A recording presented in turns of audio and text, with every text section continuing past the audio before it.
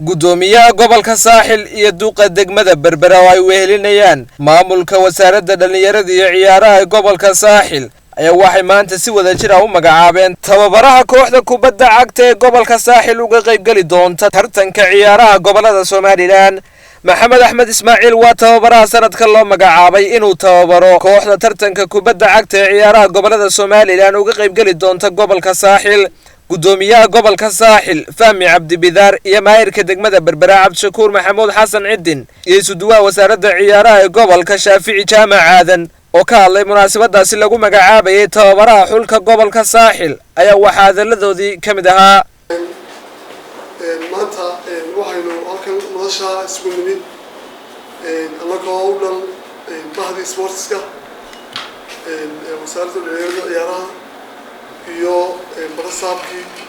heer gobol iyo degmada maayirkii barasaabkiiba waxaa ogtiin in ciyaarihii goboladu ay insha allah bishii sideedaad sidii wasaaradda ku dhawaaqda ay bilaabayaan. runtii maanta farxad weyn oo ah anoo maamulkii heer degmo inaanu anagu degme ahaan u sagootinayno dadkii aan kusoo tacabnay ee aanu dalka badan kasoo xilnay ee aan soo tababarnay inay maanta u safanayaan heer gobol. ilaahay subxaana watacaala waxaan ka baryaynaa in degmeyn badan ay kusoo caani nabad u maalaan inay heer gobol ay noqdaan kuwa ka keena xidigaha ugu sarreeya jamhuuriyadda Somaliland iyo midhaha ugu qiimaha badan maadaama baryaynaa inay noqdaan